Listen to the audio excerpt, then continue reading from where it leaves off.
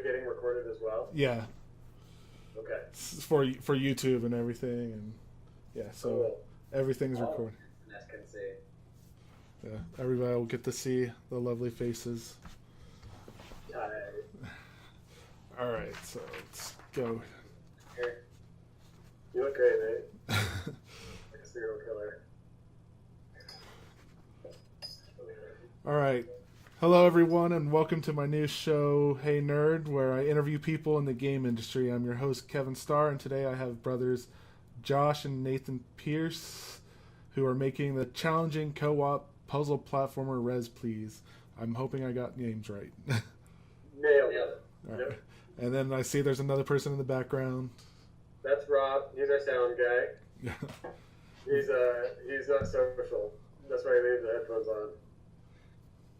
Well, maybe he can come over here and help out me get everything set up correctly. Yeah, he'd be good for that. If you like a lot of snark while you do it. Alright. Harass him because he's not going to talk. Alright, so what can you tell us about Rez, please? What is the game? Give me the pitch. The pitch. You want to start it? Go for it. I'll start it off. Alright, so Rez Plz is a game where you play as two wizard brothers who aren't actually particularly good at magic. Your only ability when you start the game is you have the power to resurrect each other. So with that ability, you come across obstacles where you have to sacrifice one of the two brothers to get past the obstacle. And then from there, you get new abilities like a Mega Man style.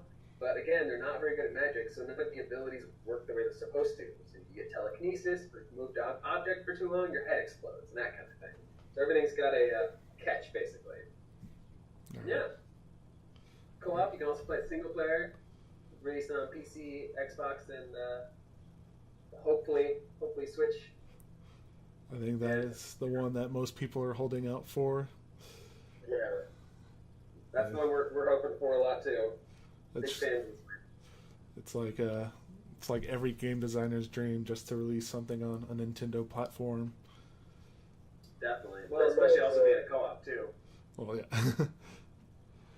All right, so is there any part of the game that has been influenced by your real life? Like, are y'all secretly terrible wizards? Yes, I would say we are. Yeah, for sure. We're so secretly terrible that we have yet to do the actual magic. So that's how you know we're terrible wizards. I was actually really into magic when I was younger. It's true, he was. Yeah, a bunch of tricks I go and do with kids at school. Yeah, like the fishing line thing and all that, and the fake thumb. He had a fake thumb. Oh, that's like that little egg where you make the ball disappear and pop in and out of the egg and all that fun stuff. Classic tricks. I would say, like, overall, I mean, definitely, like, the concept of the game is really kind of a metaphor for our lives and our, like, growing up together. It very much is kind of like a art imitating life kind of thing. Nate and I consider ourselves underdogs in a way. Like, we don't have classic training in this. We're not professional game developers that spent 10 years in the AAA setting and then forayed into our own thing. Nate was a bartender before we started learning how to do this stuff. Like, we just started out figuring it out and then just gave it everything we had and, like, really, like, kind of harnessed, I think, like, kind of like our dynamic more than anything as brothers and as family, and just kind of ran with it and just tried to make the most of an idea, which I think is, like, the case for all indie devs, is that they're all, like, doing their passion project and stuff. But I think for us, it's like our game reflects our adventure into making a game, for sure. Yeah. Very good answer. So, did y'all have, like, any... I mean, you're a bartender, which is a very good skill to have. Like, everybody loves a bartender, so... But, like, were y'all... Like, did y'all ever, like, do pixel art or stuff in your free time, or was it just a trait that you kind of picked up along the way of making these dreams come true? Yeah, so I actually had never done pixel art before we started working on the game. So Nate does all the programming, and I do all the art for the game.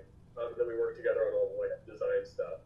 But I didn't do do any pixel art before we started working on the game. My background though is in art, so like I used to be a freelance sculptor. I worked in the stop motion industry. Oh, you know, I made my own like resin figures and all sorts of little weird commissions and stuff for a living for like, I don't know, 8 years or 9 years, something like that.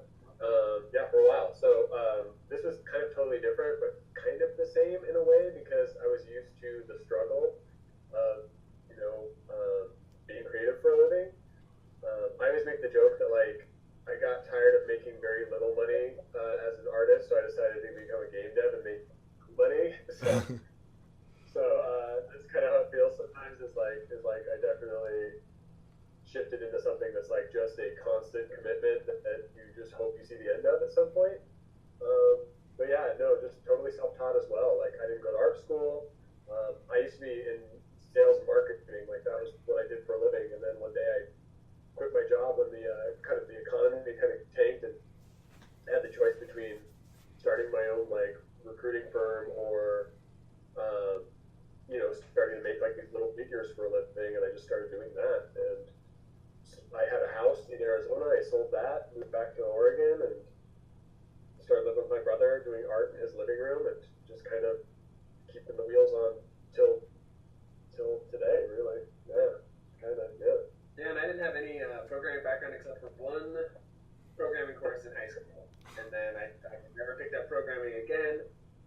Josh and I tried to make games when we were like 16 or something, but it was just the resources weren't there. Like we had this horrible computer at the house that was not equipped for the job. Well, not only that, but it was like kind of frowned upon in our household growing up. Was like the idea of using the family computer to like work on stuff like that. Like they didn't want us tinkering around with the computer stuff.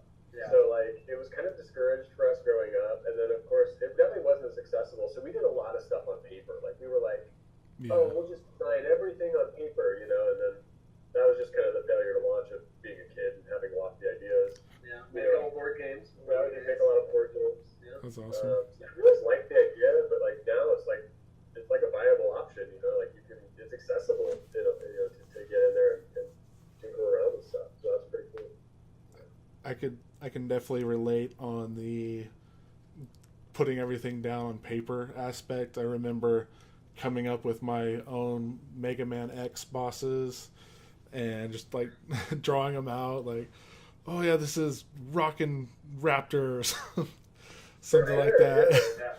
But that's my favorite part of the process, honestly, is just writing stuff down. Yeah, it's so satisfying. But yeah, man, I wish I would have kept some of those, like just to look back on and be like, damn, that dream kid. I mean, it's never too late, man. I think that's the thing is like with Unity and everything. I mean, obviously, there's kind of a weird thing that's happened with how video game development goes. Like, there's kind of this indie renaissance, which is really cool, but there's also like literally anybody can make anything. And I think that, you know, it's just like anything else. Like your first attempts are going to be rough, and it's going to be hard, and it's a tremendous amount of work. I don't think anybody looking from the outside and really like if they haven't done it really understands the like gravity of like what it takes to make a video game. Like it is a tremendous amount of work. Oh, and it is such a big commitment.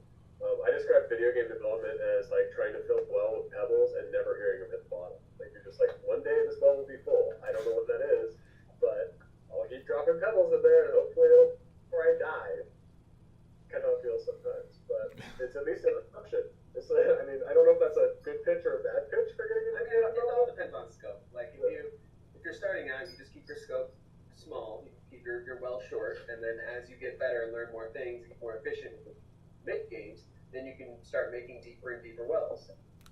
All right, so that actually was like another thing I was going to ask you is like, this is like your first like big game. Like, did you just kind of jump straight into this, or did you have a bunch of like small jam type games that y'all did just to get the skills you needed to get to this point? Yeah, we kind of jumped into it. I mean, Nate did a little bit. So Nate did. Actually, I'll let you know. Yeah, so I did one jam. I did a jam with the Pig Squad, the Portland Indie Game Squad, helped co-host an event from Cartoon Network Cartoon Network Game Jam. It was based on the IP OKKO, and it was really, really fun. We had 48 hours to make a game based on the new IP that no one had ever heard of. I think the show released like a week before the jam, and then at the jam, you got picked, you got assigned a character from the show at random. You had to make a game around that character. And so that was like my first like real dive into the indie scene. Really was seeing all these people working on all these games for 48 hours. Some people trying not to sleep and just grinding out the whole thing. And that was like my first gateway. But then when it came to Rez Plz, we basically, instead of making like 10 games and working way up, we just kept iterating on the same game. So like the first version of Rez Plz was vastly different from what it is now. And then we just kept iterating and making design choices and changes and learning as we went through. And it looked very different when we started out. So it's come a long way. You'll have to put it in an art book whenever it comes out and gets all big. Like, I'd love to show people like what the wizards look like at the beginning. My gosh. Frail old men. The first wizard had little excellent men, and I was like, I'll just keep it simple. And of course, like I kept like iterating on it. Okay, now they're like very complicated little sprites that actually take a lot of work to animate. But and we kept telling ourselves like, keep the scope small, make them really, really simple. And then as you started drawing, they just got more and more complicated. But we found a happy medium. Yeah, I think we struck a pretty workable aesthetic. Yeah, for like a self-taught beginner and all that, like the game looks fantastic. Like it looks really good. Thanks. So. Yeah, we're really proud of it. It definitely, I mean, I feel like we've kind of struck a pretty good balance between like a retro influence thing, but also kind of looking contemporary and feeling contemporary, that it has like best of both worlds, hopefully.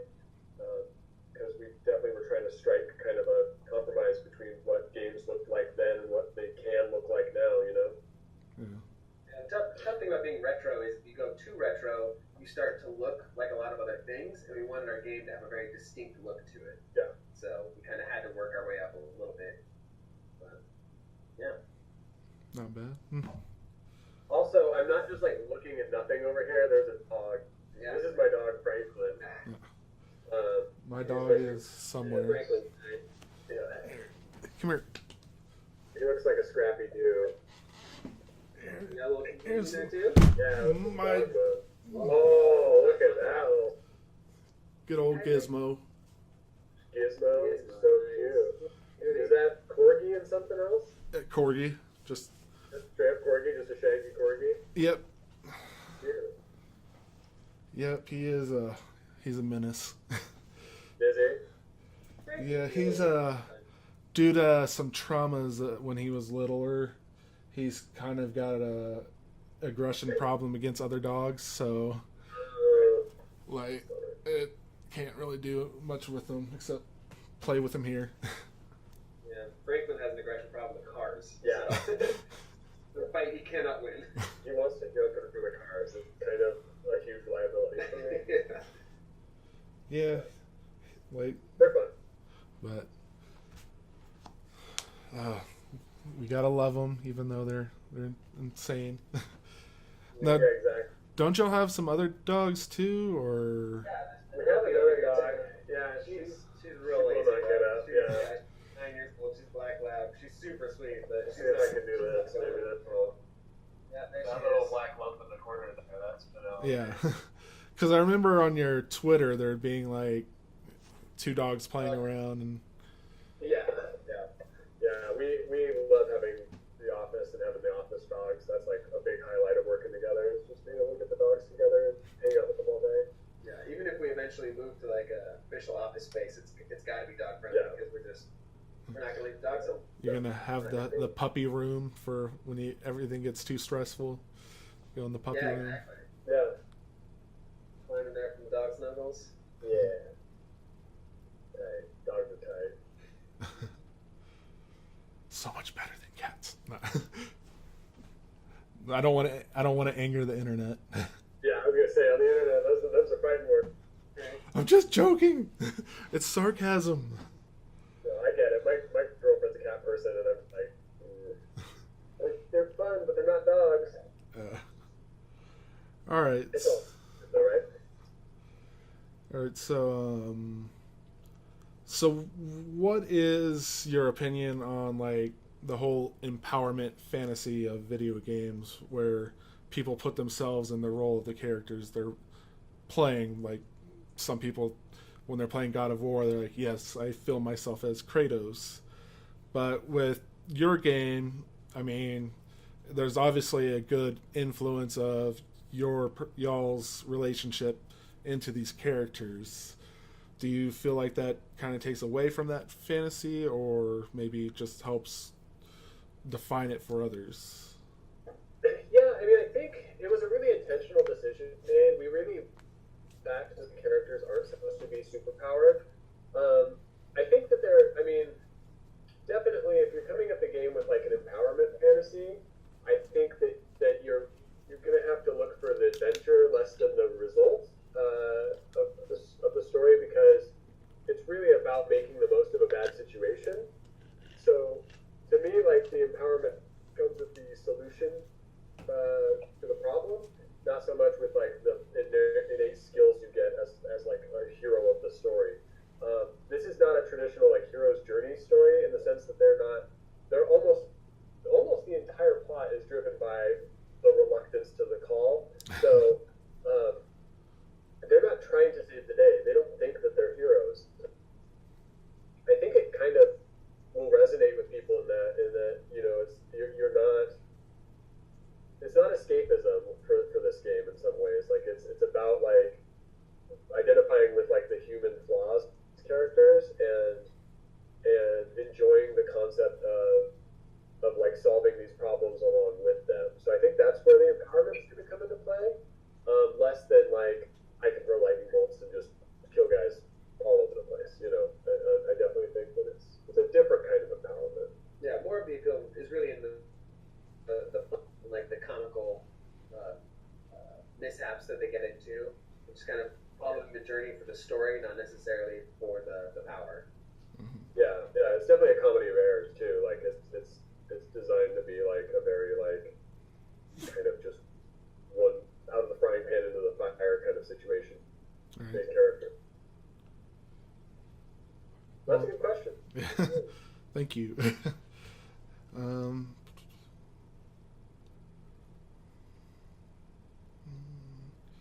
So I know from talking with y'all a little bit that through PAX and any conventions y'all have gone to, y'all have sort of gotten real buddy with some other studios and everything, just like becoming friends. Do you think any crossovers will ever, like, maybe you'll have some one of their characters just like sitting in the background somewhere, or we would love to. So a big part of the other like kind of work of the storytelling in the game is definitely there's a lot of wink nod kind of references. I'm a huge like nerd, so for me like meta references are really like my bread and butter. So we definitely allude to a lot of pop culture stuff, and obviously with our friends that we've met along the way of this whole journey, like I would love to sneak in some references to their stuff too. I think that's just kind of the best, is that little like, you know, playing around with that stuff. But it would totally be, you know, at their discretion. Like we'd have to bounce it off of them, be something they'd be into. You know, I think you did an interview with Enna the other day, right? Did you, Enna? Yeah, that was episode 2, the one that is having technical problems that I'm trying to get fixed. So Gotcha. So like, you know, I'd be totally open to sneaking in some reference to Arcade Spirits or anything else, you know. But yeah, I love the idea. We'll just see where it goes. gotta put in the obligatory Shovel Knight cameo. And Yeah, so we have a person that really loves the game that constantly, every time we post something on Instagram or anything, they always reference propeller rats. They're like, oh, we gotta get propeller rats in there. And so I designed a propeller rat like thing. It's got like a little Da Vinci helicopter instead of like a regular helicopter. But it's like kind of a little nod there, but I don't know how much more than that for the Shovel Knight thing. But it is very obligatory for sure. Nice. I'm gonna make Dark Souls references. That's what I'm into. Yeah, the propeller rats are the best. Like even in my little intro animation before for the videos and everything, one of the scenes is me running away from a propeller rat. Nice. Like, but That's great. Yeah, they're a little iconic little critter. so, speaking of Easter eggs and the such, do you have any plans for like just super hard to find secrets for like completionists to seek out, or you just want to? So one of the things we do is we have these secret chests that have different skins for your little solar flight companion that follows you around.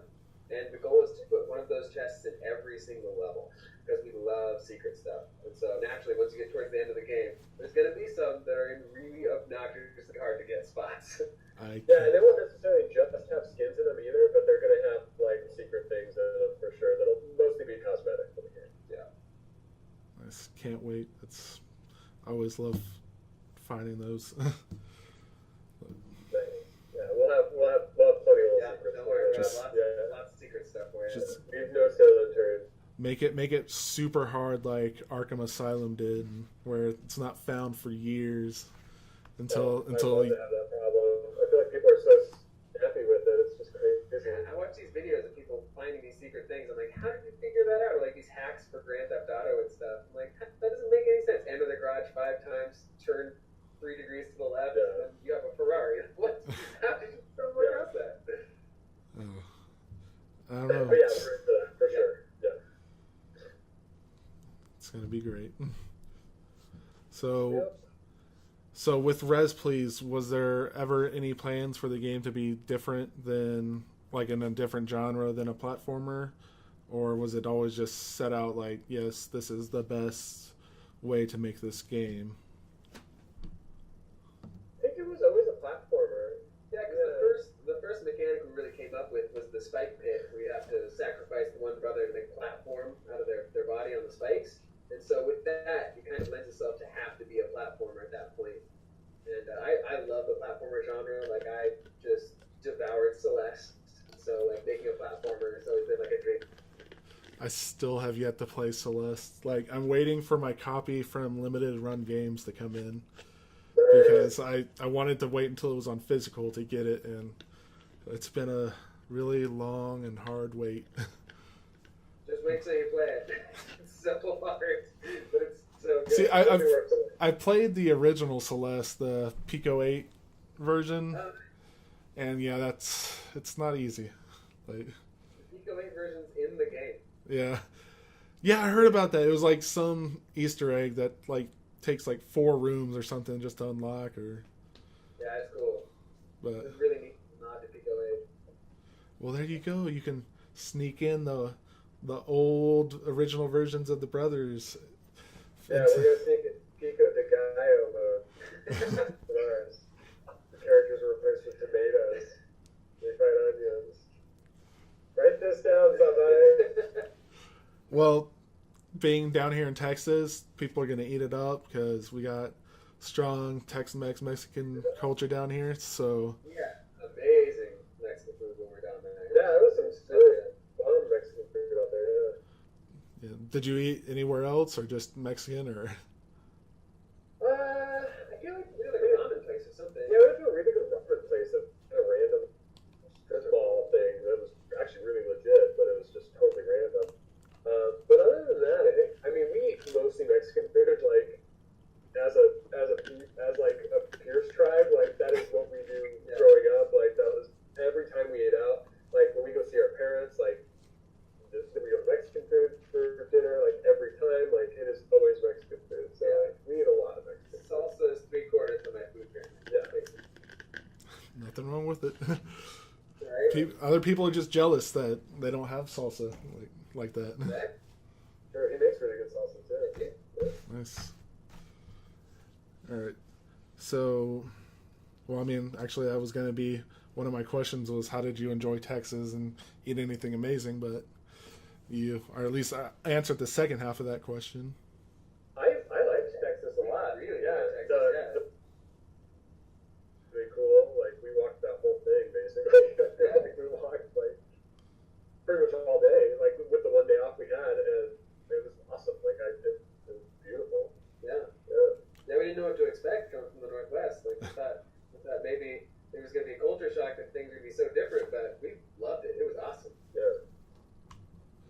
So I like it more than Boston. I'll say that. Yeah. Yeah. I mean, I like Boston too, but I think San Antonio just had. Maybe it's just because it was warmer. That's probably it. My skinny ass freezes to death. So, yeah, we don't get snow down here that often. We went like I think 27 years or something without snow. Yeah. So it's very uncommon. yeah, no kidding. Which of course is the problem when people start driving because they've never driven in snow, so it's just Classic. like I lived in Reno for a couple months and it was during the winter, so I learned how to drive in snow real fast. Yeah. Like, Adapt to that climate for sure. but well, I'm glad y'all liked it down here, and maybe y'all can come back again next year or something. Like, Blast the packs out. I'd love to get packs out. The packs out there. like that, like a new restaurant opened up on the Riverwalk that totally unhealthy for you, but it's so freaking good and amazing. It's like everything is basically made with donuts. So you've got like a hamburger where the donut or the buns are donut halves, and oh my god, it's like a caloric nightmare, but it tastes so good. The best foods usually are. Yeah. I like caloric nightmares. That's the name of my metal band, I think. It's good. I mean, I'm taking it from you. No, you can have it. No, I give it to you. Be recorded. I give it. I know. This is what I'm good at, you guys. I take other people's ideas and run with them. Just when you make your first album, I get the first copy. Like, Deal. You have to wait for the physical to come out, though. We'll do it. Limited run. Yeah. now, there you go. Now you can sneak in a band in the background of an area, just caloric nightmare. Yeah. I'm into that. All right, so what got you into game design as a whole? Like, was it a certain game, or you just like, I just want to do this. It sounds fun. Like, it's a challenge. I mean, we wanted to do it for a long time. Like I said, remember, like 16, we took our first stab at it. Like Josh would animate these 3D characters, and then I would try and figure out how to make them walk unsuccessfully. But I mean, Yeah, that's right. We were trying to import them into Doom or something. Some Unreal Editor kind of client thing. I can't remember. But yeah, we took a little stab at it. I mean, we definitely always thought it was cool. I remember Street Fighter 2 on Super Nintendo being those pixel animations were so cool. I remember sculpting little Play-Doh versions of the characters with little fire legs and stuff, and being someday I'm gonna make things like that. And even before that, we grew up on regular Nintendo too, so Super Mario, and Battletoads. We loved Battletoads growing up. Even though it was impossible. Yeah. We played. I remember playing the Ghostbusters game that was just Also so impossible. bad. Yeah, it literally couldn't be The one on the original Nintendo.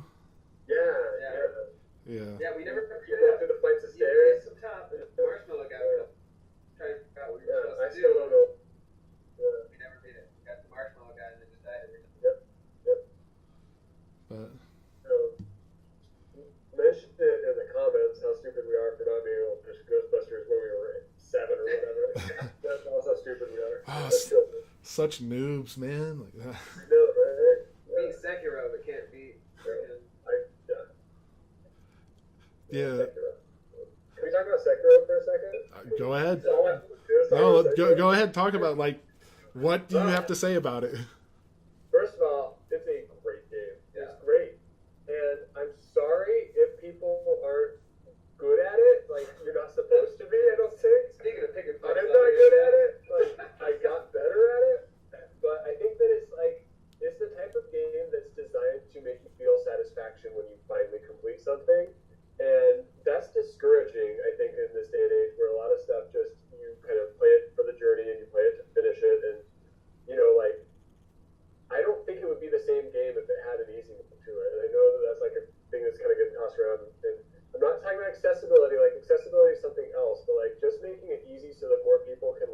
beat it.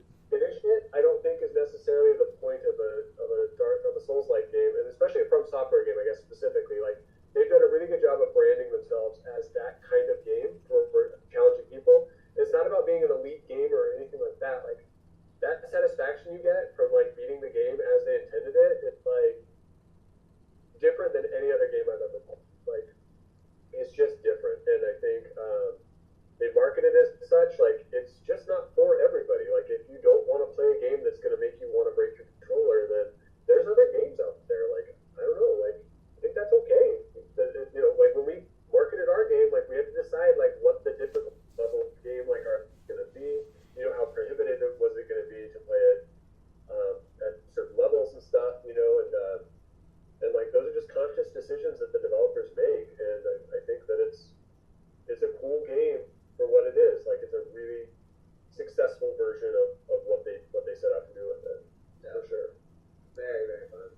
So good. The fact that you can't just dance around the enemies, you have to sword fight them, and it feels like you're sword fighting because it's just so intense all the time. That was the other thing. So satisfying to win fights. Yeah, as somebody that played all the other Dark Souls games, it's totally different too. Yeah.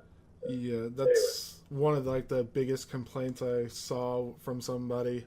It was like they went into it with a Dark Souls mind where they're just like dodge rolling everywhere, and like of course he got stomped for it, and he's complaining that it's because of that the game sucks, and like, well, it's not the same game. Like this has its own mechanics, its own rules. Like so just because it's the same developer doesn't mean it's the same game. Like it's basically, it makes perfect. You can like kind of see the trajectory of the game. The Souls the whole Souls thing. So like Bloodborne kind of shifted it a little bit with how their parry mechanic worked and how that is a major factor in playing the game. But now this one is like just leaning into that even more. But yeah, you definitely can't play it like a regular Souls game for sure. Dark Souls, I feel like you're a lot less equipped to deal with your enemies head on, whereas with Sekiro, you can take on any enemy head on as long as your timing is good and you pick your actions wisely. Yeah. mm-hmm. Yeah. So, Anyways, that's just a tangent. I just want to go off on it. I know they don't need any help selling, but I feel really strongly about it because I've enjoyed it. I don't play a lot of games like that. Like that is the only game I put more than 5 hours in ever. Well, not ever, but in the last like few years. Since Skyrim. Yeah, since Skyrim. Yeah, exactly.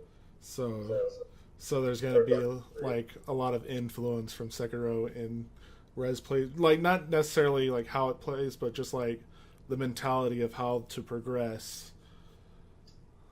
Yeah, I mean, not really. I think we do kind of appreciate the like old school difficult game thing for sure. So I think to some extent there is going to be a challenge in there that will be, you know, kind of a classic video game challenge. I would say that it won't so much mimic anything around the From Software games, more so like the games you played growing up, where you had a limited number of lives and you had to restart the level or start the game. So we don't want to make it so punishing that it's like you have to restart the whole game, but like if you're unsuccessful beating a level, like you'll start it over. You'll totally have to do the whole level at the beginning. And I think that's an okay thing. Like I think that's kind of cool to like be like, okay, now I understand this. So you kind of flow through the segments that you get, and then you get to the next part, and you're like, okay, moment of truth. Like, you know, we want the game to have some of those butt clench moments that you get out of like a Sekiro or a, you know, Battletoads or whatever, where you're like, oh gosh, I only have one resurrection left. If I don't get this right, like I have to go all the way back. You know, like that risk reward is like, I think a really cool thing that like some games should have, like to make it fun. Yeah, we want to make sure it's not too casual, so you really have that sense of fulfillment when you achieve what you set out to achieve, and you beat levels, and you take on enemies and everything.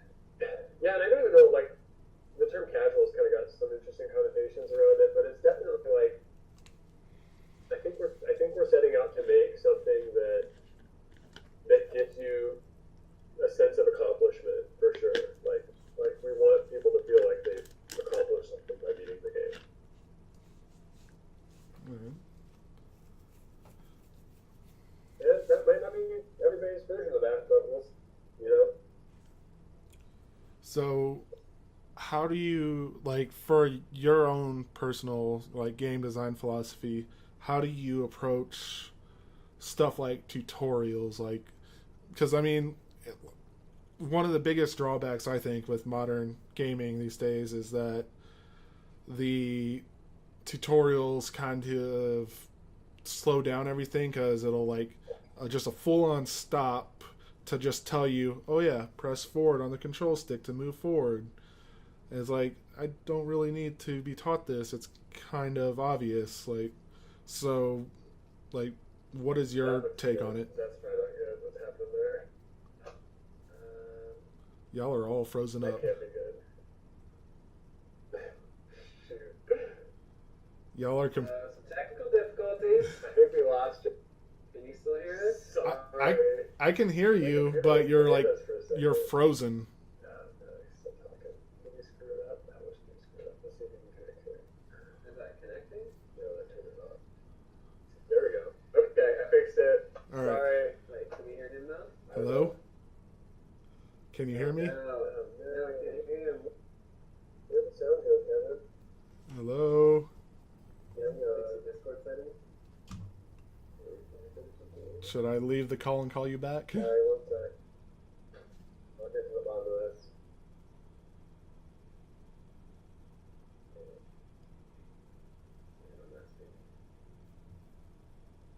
Let's turn this off. Where this never happens. Can y'all hear me? We're doing great. Wait a second.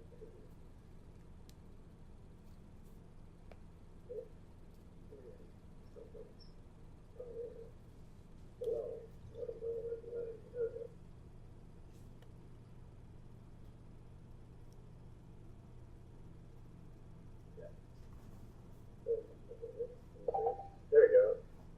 Hello? Say something else. There we go. Sorry about that, Kevin. I could hear y'all the entire time, so just like a bunch of you mumbling. Oh, good, good. That's great for the podcast. Yeah, We're doing it. I'm gonna leave it in. Just yeah. Yeah, totally. Oh, thanks. All the technology in the world. I just make things look nice on the screen. I do not know how to navigate computers. My friends make fun of me for being 100 years old, and I think I just exemplified that right here. Don't worry. Like, trying to get this podcast up, I've run into a lot of problems. So. The learning process. So, before our lovely technical difficulties, which was not my fault, by the way, not my fault, could have been my fault, I don't know. What were you asking us? I was asking about your take on, for game design philosophy and everything, of doing tutorials. Like I was saying, one of the biggest drawbacks I think with like most modern gaming is that they really just dive into minutia of tutorials, where it's like telling you to move the control stick forward to move forward. It's like, you don't need to go that far into it, like, I don't think. But so what is y'all's take? So totally. We have a big philosophy around teaching without telling.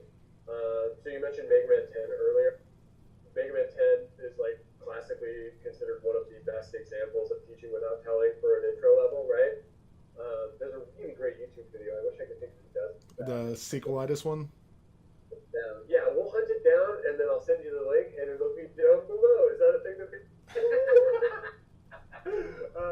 Anyways, so, yeah, we're big fans of that. I mean, you know, also, like, considering that there is kind of, like, a common dialogue around games now, like, we don't really need to tell people how to jump, right? Like, so making that be a thing on the screen is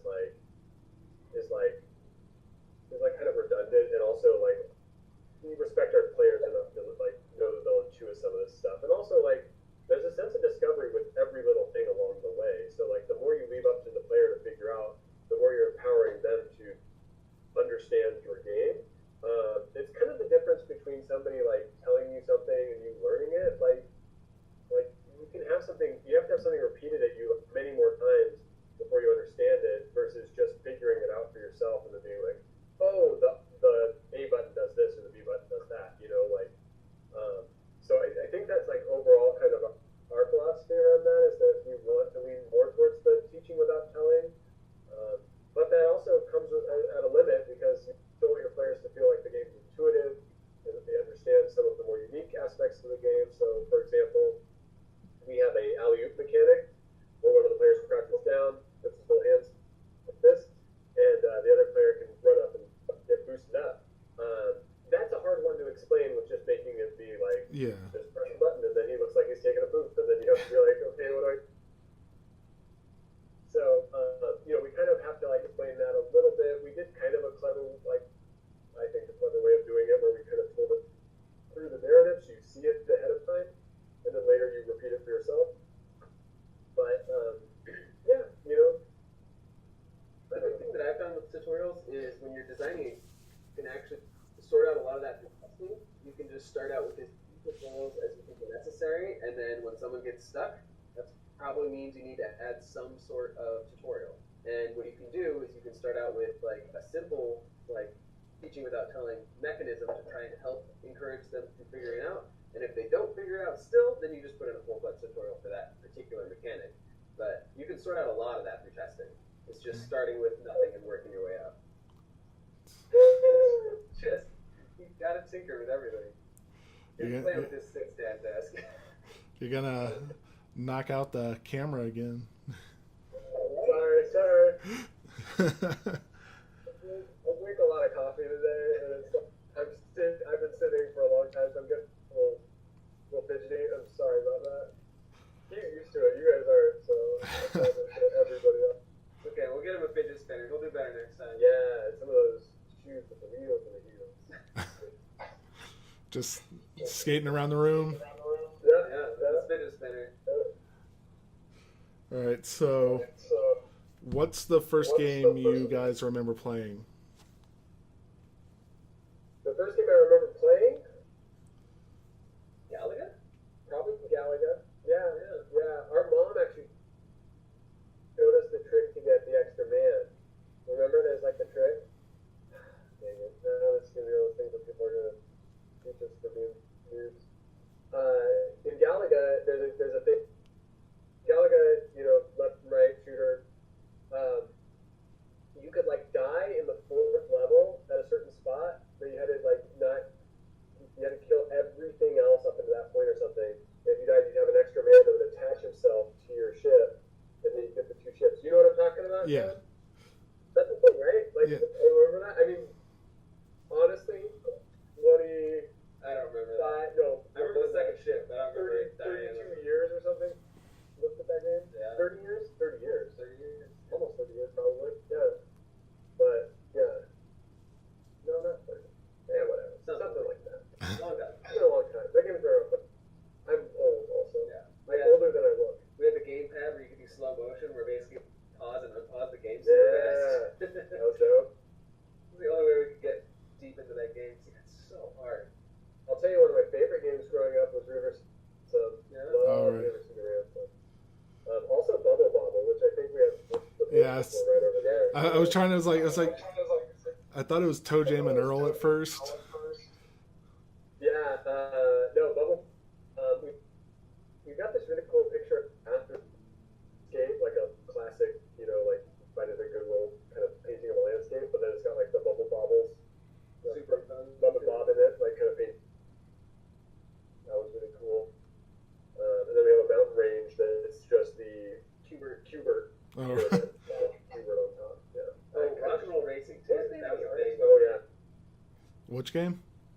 Rock and Roll Racing. Oh, Rock and Roll Racing. Rock and Roll Racing. So good. Early Blizzard game. Mutant League Football. Mutant League Football. I remember Mutant League Football. Mutant Hockey. Excellent games. Yes. Those were The excellent classics. games. Yeah. The good old days.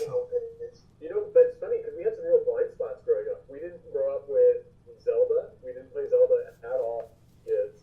And we never played Metroid as kids either. I don't think we ever We just did. ruined all of our big cred. Yeah. No one's ever gonna play. I can understand Metroid a little bit, but Legend of Zelda, come on. I know. I don't know. It was just a weird blind spot growing up. Like we had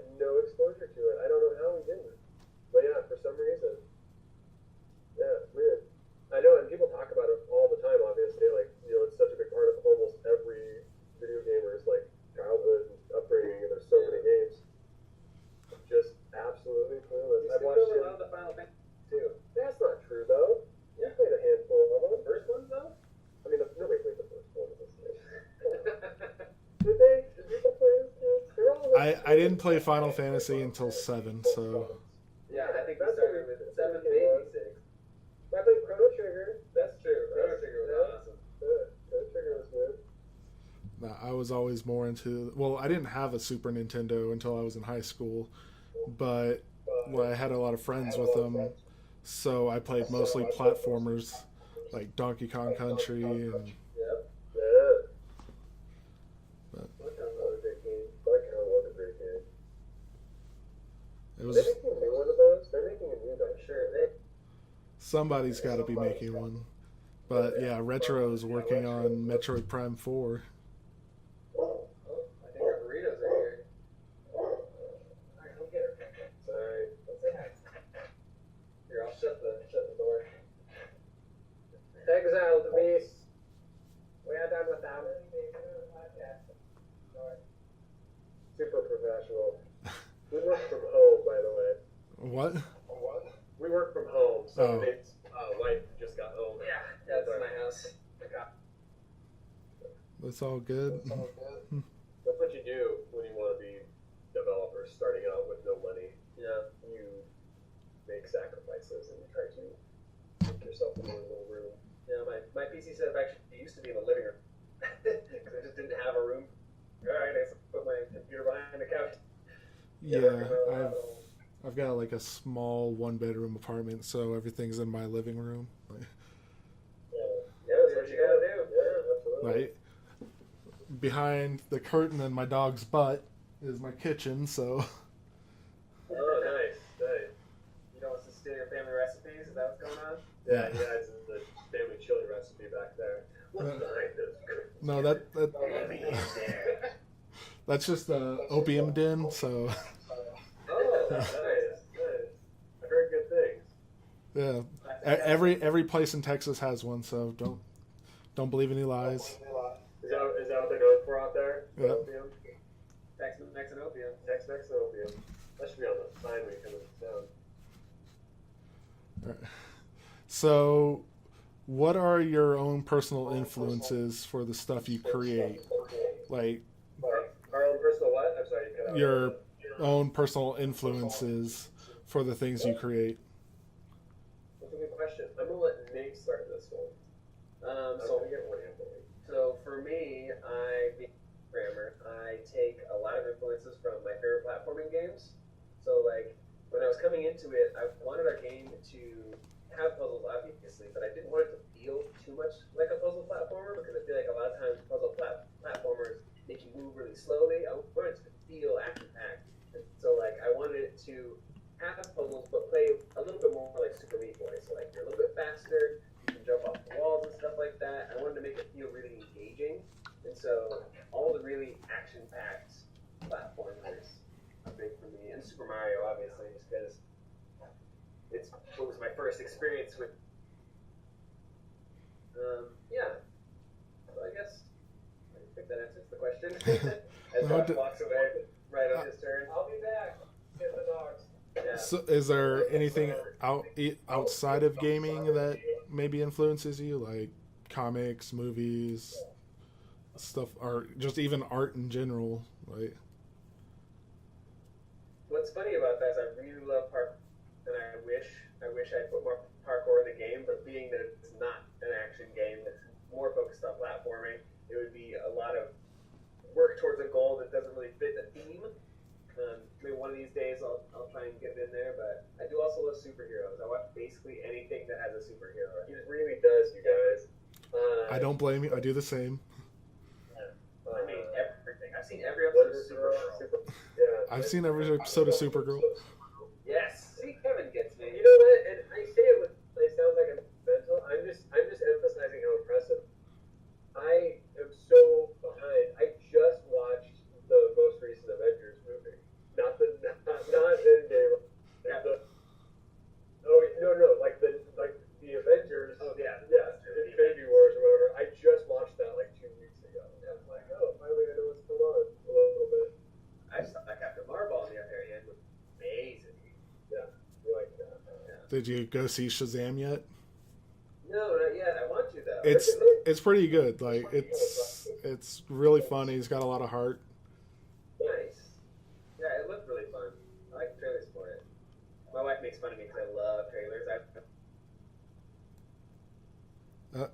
I think y'all cut out for a second. Oh, so yeah, we got dogs. Come here, Franklin. Come here. Yeah, he was saying that he loves watching movie trailers. Yeah. Yeah, my wife gives me a hard time. Oh, come here. So I was insisting getting the movie theater and watching trailer movie starts. She hates it. It's because they give away most of the movie most of the time. That's probably A lot, yeah. Yeah, she does hate spoilers, and I hate spoilers too, but it just kind of depends. All right. Like, I will absolutely avoid every Game of Thrones trailer I can possibly have come my way. I'm sadly like 3 seasons behind or something like that. Like, I started watching season 4. I got like halfway through, and then something came up, and I never got to pick back up. Well, I mean, the final season's coming up, so you can wait for the end and then binge it to the end, so you don't feel bummed out when you get stuck. I did get the Game of Thrones Oreos though. Game of Thrones Oreos. Yeah, I think they're all sold out everywhere now. Like, Oh yeah, I imagine so. It's all the rage. The Game of Thrones. The game we play. so what are we got your brother's influences? What about you? Yeah, so I handle a lot of the aesthetics, so I think kind of look for all the top. So growing up, or like not growing up, I guess, but just generally, like I'm a polarized person. So for me, I don't watch a lot of superhero movies. I don't watch a lot of horror movies. But the movies I do watch are animated, like those two ends of the spectrum on almost everything. Like I love like classic horror and contemporary horror, and then I love like almost anything animated. Yeah, pretty much everything. So those are like my two big kind of swings with like movies and stuff. I'm also like a big like lowbrow nerd, so like I collect a lot of like prints and things like that. Especially back in the day, I used to collect a lot more stuff from like artists that I really liked. I'd say as far as influences for the game, a big part of the influence for the game was kind of around 80s horror, in the sense that 80s horror is really this kind of fun juxtaposition of kind of like kitschy and supposed to be kind of intense at the same time, right? So like there's just kind of a unique blend of like aesthetic going on there, where you've got like kind of this very intentional feeling, terror or whatever, but it's like on the backdrop of like retro synthwave music or whatever. So like it kind of these like conflicting kind of feelings, and I think to some extent that's part of our game too. Is like it's supposed to be, kind of dark in the sense that you like kill yourself and stuff, but then it's kind of juxtaposed with like cutesy kind of chibi looking characters, and it's like a little more tongue in cheek about that like element of death in the game. And then I'd say, what other influences are in there? Lots of stuff. I'm a Dungeons and Dragons nerd, so lots of Dungeons and Dragons references. We've got an owlbear in the game that headed the back. Probably my favorite, like basic Dungeons and Dragons monster. Second to Beholder or Mind Flayer, probably. Beholder's also in the game. Yeah. Nice. Yeah. Well, like lots of fantasy nerd stuff. I read a lot of comics now, so like I don't think those are really. No, I just read a lot of comic books, I guess. There's some metal music in there, though. Yes, I do love metal music. And I'm like I call myself a low-key Satanist, which is whatever that is. But we made like a satanic level that's like themed around like death metal, and like it's like very like doom and gloom, but cutesy still. So that's kind of like a fun thing that I really wanted to do. Oh, and one of my other favorite tropes of all time is the like inner space trope. So like any of the like Magic School Bus where they go inside the kid or whatever, shrink down real small. That's in the game too. So there's a point where the characters get swallowed by a gigantic creature and they have to fight side. I've always liked that trope, so yeah, that was a fun one to kind of play with as an idea. Can't wait to play that level. They're really fun. Yeah, it's probably our favorite level. They're definitely fun. That and the death metal Satan level sounds amazing. Yeah, we really wanted to like kind of come up with like 5 really distinctive biomes for the game, and they are all completely different. So it feels really, really good to like go from one world to the next and really feel fresh, you know. Yeah. Aesthetically, they're very different. Mechanically, they're very different. Every level has a lot of its own mechanics that you get introduced to, so that it doesn't feel stale at all. All the enemies are totally unique. Yep. Yeah. All right. Yeah, I could definitely see the horror influences with like just the resurrection, like the way you just kind of skeleton and then the sinew and muscle and then the skin, like it's pretty graphic for such a cute looking game. Like Yeah, we really try to have it vote. I think that might have been my biggest draw of just passing by it in PAX, was just seeing that, just like, this looks interesting. Like, I'm gonna have to play this. Yeah, that's the bringer right there. And we also wanted it to look like, I think we wanted it to not look like traditional pixel art game, where it's kind of like simplified or blockier. It's still simple, but I think we're trying to go dense, so closer to like a 16-bit game, less like an 8-bit game, right? So, the characters have a lot of facial expression and these big, like, jewel-like eyes.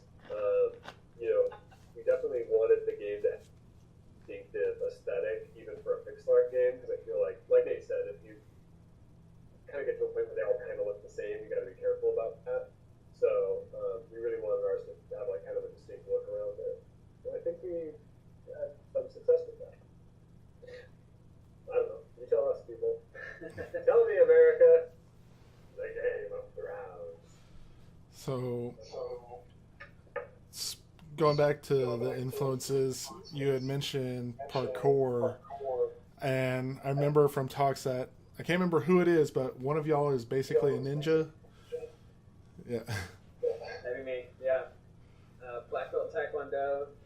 Been doing martial arts for like 12 years ago, 10 or 12, something like that. And with that, I just kept trying to push the envelope, because I do a sport called tricking, like basically like gymnastic martial arts. And so like backflips with kicks in the middle of them. I can do a thing called a corkscrew, which is a one-legged backflip. Pretty neat. I've got a bunch of videos and stuff that I could show you. But yeah, I love all extreme stuff. Parkour. I've done a front flip from one building. One of my like life goals for no good reason. I mean, it would if it wasn't a life. That's true. That was one of 2 ways. Yeah, for sure. But yeah. I can also do a corkscrew in the sense that I can. I lost you on that. No, doesn't resonate for you? Yeah, I think you probably lost. Oh, well, lost. Oh, okay. I'm an alcoholic. I figure it had something to do with alcohol, but yeah, as soon as he said corkscrew, it just cut out. Like, Well, you just have to edit all this, which is probably not going to happen. So this is going to be saying, edit all this twice. That's okay. all right. So, what tools are you using to create Rez Plz? Yeah. So for main development, everything's built in Unity. Program everything using C#. And then Josh uses a couple programs himself. He's got all sorts of fun stuff he uses. Yeah, I mean, I mainly work in Sprite, which is a great little Sprite program made by a guy named David Acapella. Yeah, I think that's his name.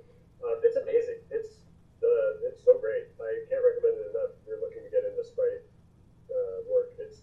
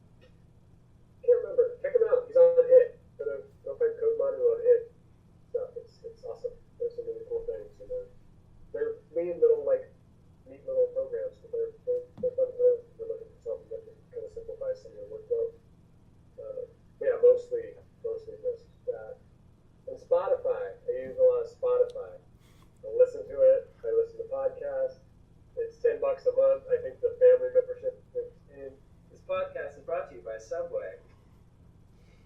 We're not sponsored by any of this.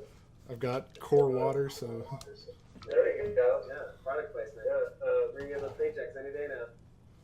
best in that room, right? Yeah. So those are the things. Yeah, those are things you used to make it. There's also a couple for learning things like Raffies has a lot of really good Unity tutorials. And then I just started watching another YouTube channel that I was actually told about from Dev East. And I think it's called Making Stuff Look Good in Unity or something. So he teaches a lot of cool stuff about shaders and stuff like that. It's pretty easy to find. I highly recommend it if anybody out there trying to learn about shaders. Yeah.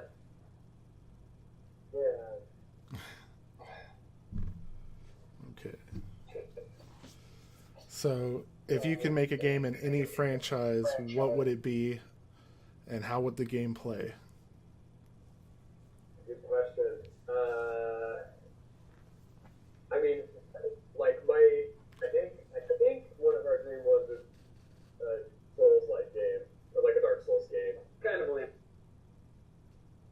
Yeah, but like honestly, like we really want to do that genre justice, and that's task. Like I do not want to be like a bad Souls-like. Yeah. So like it wouldn't be anything in the near future for us, but like I think for me, a post-apocalyptic Souls-like.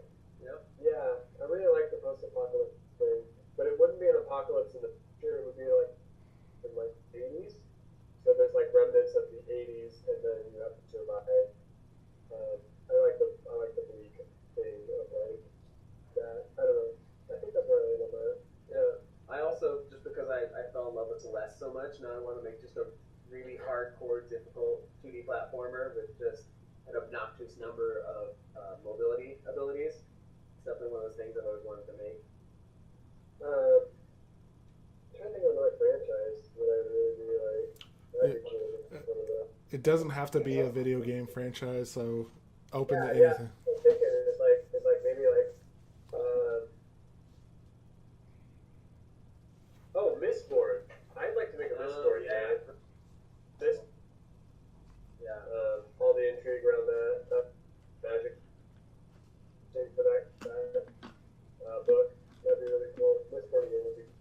Yeah, I'd be super into making this. Or any of the Joe Hill books made into a survival horror game would also be awesome.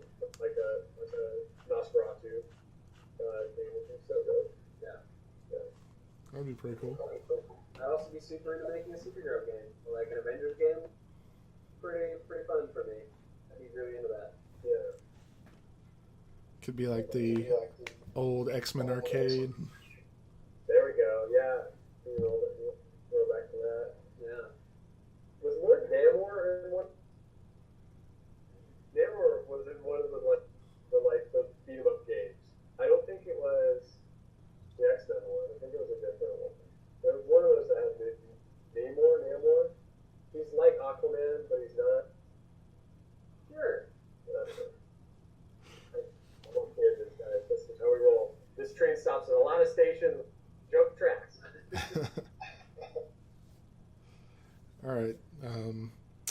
So, out of all the characters that you've got in the game so far, or at least that you've announced, which one would you want to hang out with in real life? Teddy. Teddy's pretty great. Teddy. He's our little sweet potato. The other thing that's kind of funny you mentioned that he actually best friended. All right. And it's been one of his dreams to be in a video for his birthday. I had Josh make a pixel version of him, so we'll put him in there somewhere. Probably crush him with a rock or something. It's the best kind of birthday because he gets to give it. I do all the work. Yeah, and he gets all the credit. Yeah. Great. He said it was the best birthday present he's ever got, and I literally He does nothing. put the pixel art in the frame. Yeah, you had to make sure the coding was right for the animation to play. Yeah, exactly. That's true. At that point, it will be his work. I mean, he does 95%. You did the other 5. Like, Yeah. You just did the first time. All right. So, were y'all growing up Sega or Nintendo kids? Nintendo. Yeah. Yeah. We wanted a Sega Genesis. The console wars or whatever. Oh my god. And then we were PlayStation kids when PlayStation came out. But we were also super big Dreamcast fans. Yes. Oh my gosh. I bought a Dreamcast when that thing came out. I was stoked about it. But yeah, we grew up on Nintendo. Mm-hmm. Still is. Yeah. Huge fans of the Switch. All right. All right. So, is there anything else you would like to talk about, or like renewable energy? No. Josh goes rant. Yeah, I got 2 hours more Sekiro, which what about the new streaming device from Google, the Stadia? Can't remember. I think that's the future of video games, honestly. I think we're getting away from everybody in console house. I would be surprised if 5 years from now there's consoles, really. With cloud computing and just the way that everything's set up and streaming services being like a pay-per-use kind of subscription platform, I think you're going to see a lot of stuff like that in the future. It wouldn't surprise me at all. That's where things are going. There also is another thing I wanted to talk about that I almost forgot, and I talked about in advance that we should talk about it, and then still almost forgot. I forgot. Parsec. We recently, for the longest time, we wanted to do online. We're nervous because it's the first game. We didn't want to overpromise and underdeliver, but Parsec works really good for making basically any co-op game online multiplayer. So there's a very good possibility that in the future we will be able to play Rez Plz as an online co-op experience. Yeah, it's basically remote streaming of the game, and then the host sends second player controllers over streaming the game on their end, and they real time manipulate the game that control. So it's kind of like a brute force solution to a thing, but it's like it works really good. Yeah, it works great. Just tested out the other. So if there's any games that you play that are co-op that don't have an online multiplayer, you might be able to use Parsec to play it online multiplayer. Yeah. So cool. It's pretty cool. Big fans of Parsec. Yeah, we're really excited about being able to hopefully offer people online co-op. But don't quote us on that. Yeah. We aren't guaranteeing anything. No guarantee. But maybe. So, can you explain your experiences with going to conventions like PAX Southeast? I don't know if you've gone to West, but Yeah, like, we've gone to PAX West. We've done a bunch of conventions. We've been doing conventions for a couple years now. Not 4. 3 maybe. Yeah. I can't remember the first was. Yeah, so we've done a handful of expos, and our experiences have been, people are great. Yeah. People are really fun. I love the gaming community until I get hung up on the full minority when you are on the internet and you see just pocket and toxic rumors and all that stuff. But when you actually meet people in the flesh, everybody's awesome. The community is really cool. It's really healthy. It's really diverse. We meet people from all walks of life, and so it's really cool to find that common ground with people around something that we're also passionate. Which I really, really enjoy. Yeah, I think you see a lot of acceptance at expos, which is really cool. Yeah. Everyone's just so welcoming and inviting. Yeah, because sometimes the internet just feels like a trash fire, And oh yeah, it's a nice change of pace. Also for us, because on the game so much, just having the validation of people coming out and enjoying the game is so big for us. It really keeps us from going. Because honestly, there's been multiple going, what are we doing? It's been so long, and is our game even good? You doubt yourself a lot when you get stuck in your own head and you look at the same thing every day. So having that opportunity has been for us too. With expos, I'd say my least favorite thing about expos is how tired my legs get from standing on concrete all day. That's the worst. That is the absolute worst. So if you see a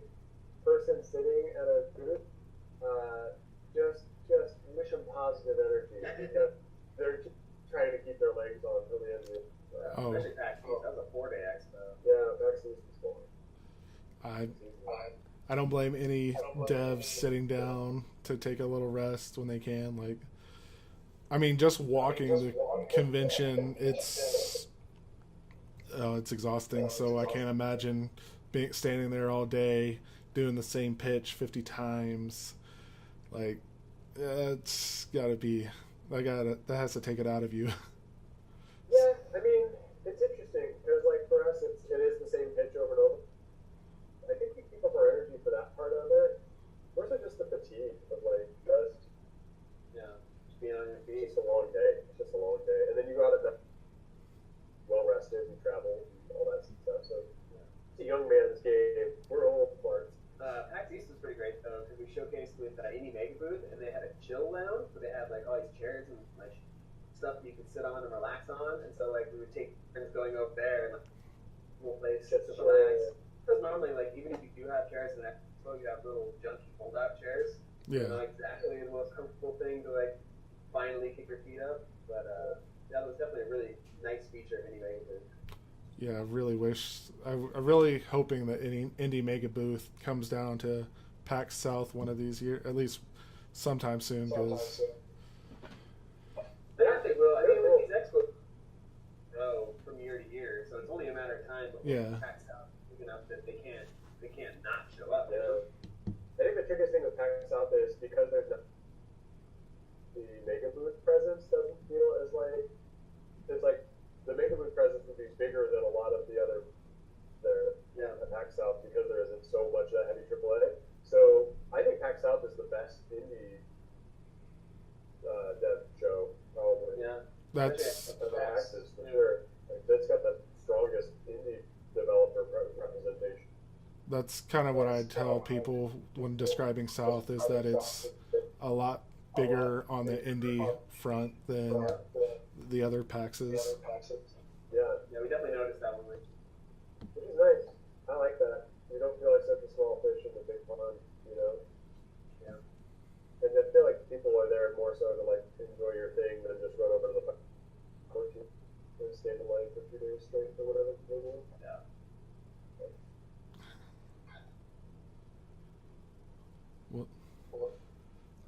So, what can you tell the listeners about that awesome boy band that was started on the last day of PAX South? I forgot about the boy band. We did the boy band photo. Oh, that's right. Yeah, with Mike. Mike just randomly hopped in there. Mike from Evergate. Yeah, no, not Evergate. Everspace. Everspace. Now, our album's going to be dropping at the end of the year. It's going to be fire. Yeah. You're going to have to get some sort of flame retardant substance in it, physical form. I'm just really thankful y'all actually agreed to do that photo. Absolutely. Oh, yeah. We're way into it. That's our favorite kinds of photos. One of the weird ones. It's like weird. It's not weird. It's like classic. Yeah. Timeless. Yeah. One for the record book. We don't skip over Backstreet. Are you gonna put thing here? You're gonna cut to like a picture of all of us doing the pose? Yeah. Yeah, if I can find it, I'm gonna splash it right on to the end of the video. Nice. Perfect. Nice. It'll be the egg for the people that Easter egg people stay to the end. Yeah. God bless you people for staying to the end. You did already. It's a thing that all audio listeners will never be able to see. Yeah. I'll hop back on and just describe it to people. How tall we are, how handsome I am. We look so majestic. Yeah. Back when I had rainbow hair and. Yeah, what are you rocking now? Purple and blue, right? You got Thunderstorm. I like it. Yeah, I got it done Monday, so. Beard. Yeah, what's the beard gonna get that? I don't want dye near my face. Alright. I freak out if I'm gonna have like color dye around my mouth. It'll make you look like a Kool-Aid fiend or something for sure. No, like even my boss was like, "When are you gonna dye your beard?" I'm just like, "Never." Like, it freaks me out. Like, nope. Yeah, it dies.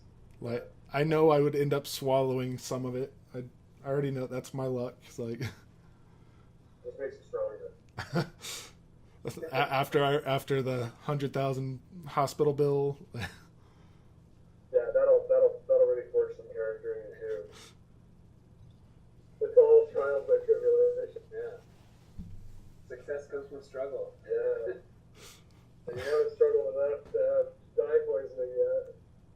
There's always room to grow as a person. People ask you how you became a billionaire, and you go, well, it all started when I drank some dye. Yeah. Then I hit my rock bottom, and then I pulled myself up out of that hole. Bootstraps. By my bootstraps.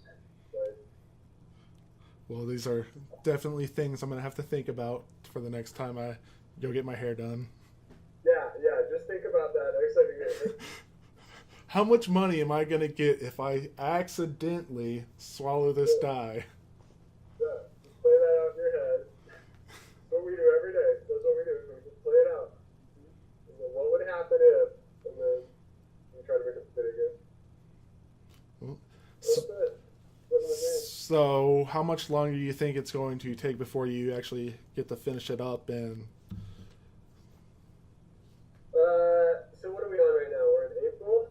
So we are 5 months away from finishing it. Yeah, according to our timeline. Yeah, if everything goes according to plan, November should be around the time we get. Yeah. We'll know a lot better once we get closer, but yeah. for the moment, We're feeling pretty good about that timeline. Yeah, I guess it's like a kind of a loaded question because with game design, things can vastly alter very quickly. So, but I guess it's a good idea to have like at least a little inkling of an idea of when it comes out. Yeah. So right now we're shooting for November release. So I think we got plenty of wiggle room around that at this point, barring any major issue. Neither of us eats any dye between here and there. I think we can do that. Well, don't eat any dye. All right. Only because you told me that to, Kevin. I was good as soon as we got off this call. I got done eating a burrito. All right, well, I guess I will let y'all go so you can go eat and everything. But I'd like to thank you for having you on. It was a blast meeting you at PAX. I really enjoyed the game, obviously, because I came back like 5 times to play it. But like, Yeah, that means lots to us. It means the world. that's our favorite thing at Expo. but yeah, so I guess we can end the show. Again, I'm your host, Kevin. You can follow me at 16bit Kevin on Twitter. Where can they follow you guys? At Rez Plz Game. Yeah, Twitter, at Rez Plz Instagram, Game. Everything. Facebook, RezPlzGame.com, the website. Wish list us on Steam. Yeah, that one. Yeah, do that. Yeah, there'll be a link. I will see what I can do. But yes, Now we're going to cut to a picture of us. There's a boy band. yes, that is coming up. But Well, thank you so much, Kevin. It was a pleasure to Real pleasure, yeah. yeah, it was great talking to y'all again, and hope to see y'all again in the future. Like maybe I can have y'all back on after the game releases. Will do. All right. Well, y'all have a nice night.